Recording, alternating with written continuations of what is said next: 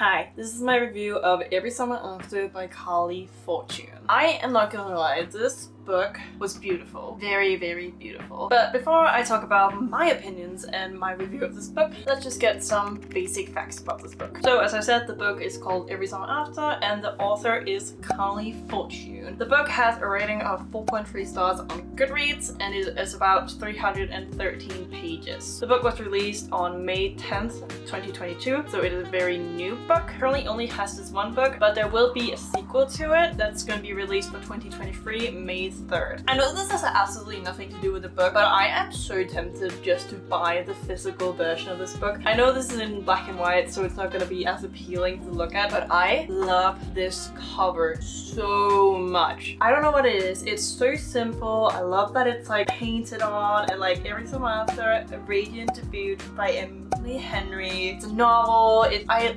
just like the color version is so much beautiful and I think it really represents what the book is about. And I definitely feel like I like this book a lot because of the freaking cover. I know it has nothing to do with books, but if you don't like the cover or something, sometimes it's really difficult to pick up a book and read it, even though you shouldn't judge a book by its cover, but it's adorable. I love the cover. So what is this book about? I am really terrible at getting descriptions of a book without feeling like I'm spoiling it. Kind of funny enough, when I first started reading this book, I didn't read anything about it. I just read it. I don't even know why I picked it up. I was just like, yeah, this seems cute. Pretty easy book. I think especially because of the cover, I was really drawn to it. So I will just have like a little Goodreads description of it because they describe it a lot better than me. But the story basically follows Percy. That's actually not her real name, but I cannot for the life of me pronounce her actual name. And Sam, and technically also Charlie. The chapters goes back and forth between her being at the lake house 16 years ago or something like that to present time. And it's kind of sad because the book starts out with her finding out that Sam and Charlie's mother has sadly passed away and she's going to the funeral. So you can see how the dynamic is really interesting, and it kept the book very interesting because you kept going back and forth. Like you were back 16 years ago when they were children / teenagers, and then you go to present time when they're actual adults. So I thought that was really interesting and it kept the book very interesting. So my review, did I like the book? Absolutely. I freaking love this book. This was such a cute, fun little romance book, and if you just want to read something simple with a simple plot and there's not a lot of characters and you don't have to remember a ton of things, this book is great and it's super sweet. Do I think the characters have a lot of character development in the story? Yes, I also think they do. And I think something I thought was really sweet was I am a huge fan of friends to lovers trope. In general, I think the most natural way to fall in love is friends to lovers. Like, I think one of the most beautiful ways to fall in love is when you are friends with someone and then you just become so loved towards them. I think it's beautiful and I think that is the most natural way to fall in love personally. So I will always love a friends to lovers trope, and it's even more adorable because it's like childhood friends to lovers. That's like super sweet. And also because it's at a lake house, it's like a perfect little summer read, but you can read it any time of the year unless you're like a person that reads depends on your mood. Maybe this is better for the summer. Now, one thing I didn't really love about this book was how long the chapters were. Now,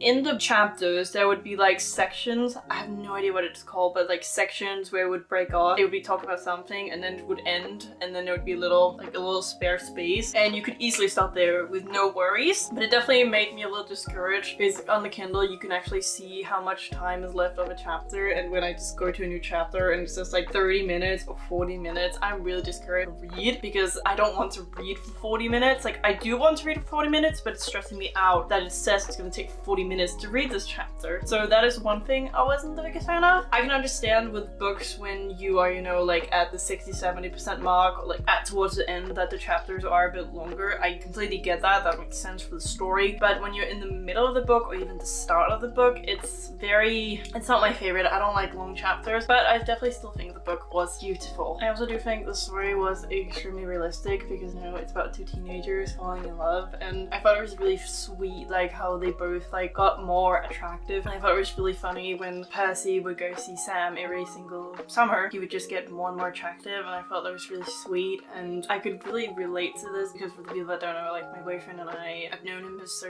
long. So like throughout the years, he's just gotten more and more attractive. Like we were friends for so long and kind of stuff. So I could really relate to this whole like this boy that you keep seeing and he gets just more and more attractive. I thought that was so sweet and also realistic. Go from like a child to like a teenager. I don't know how old they are actually supposed to be in the start of the book. Unsure. It's like 6 summers in a row. Like I am really bad at describing books. I think it's just a cute read. Like if you want something sweet and romantic, and as I said, I don't think it's toxic in any ways. I just thought it was great. I mean, there's some really beautiful quotes in the book. I think something that was really sweet, which was towards the end of the book, is when Sam, he says, "I fell in love with you when I was 13 and I never stopped. You were it for me." I think this is also something I could personally relate to because, you know, I also met my boyfriend when I was very young, a little older than 14, but you get the whole thing, like, I think I've always been in love with this person, so it was like very relatable and very cute and very sweet, and this book was just amazing. And it was also quite easy to read because it was just like, you know, a cute summer romance book,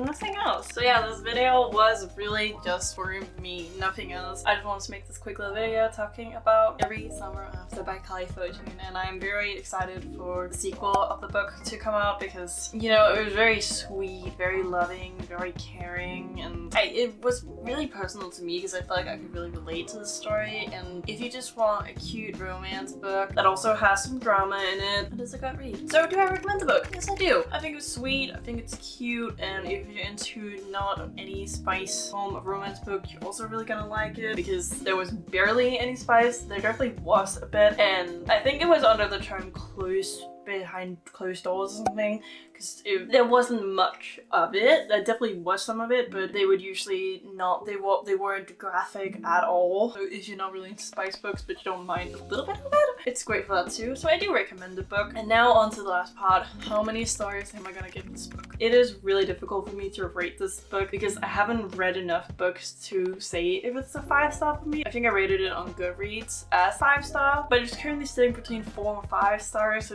it's really difficult for me to rate books. And I do think I'm gonna give it a 5-star solid because it's just simple and cute. So that's gonna be it for today's video, guys. I really hope you enjoyed that video, and if you did, maybe you want to check out my other video I made about how I read a book in a week as a slow reader. I thought the video was really interesting, and maybe you'd find it interesting as well if you are a slow reader as well. Please be remember to be kind to yourself and others, and I hope you have a wonderful rest of your day. And if you enjoyed the video, maybe subscribe, maybe like, maybe comment down below what you liked about the video, and you know, whatever. And I'll see you all in my next video. Bye!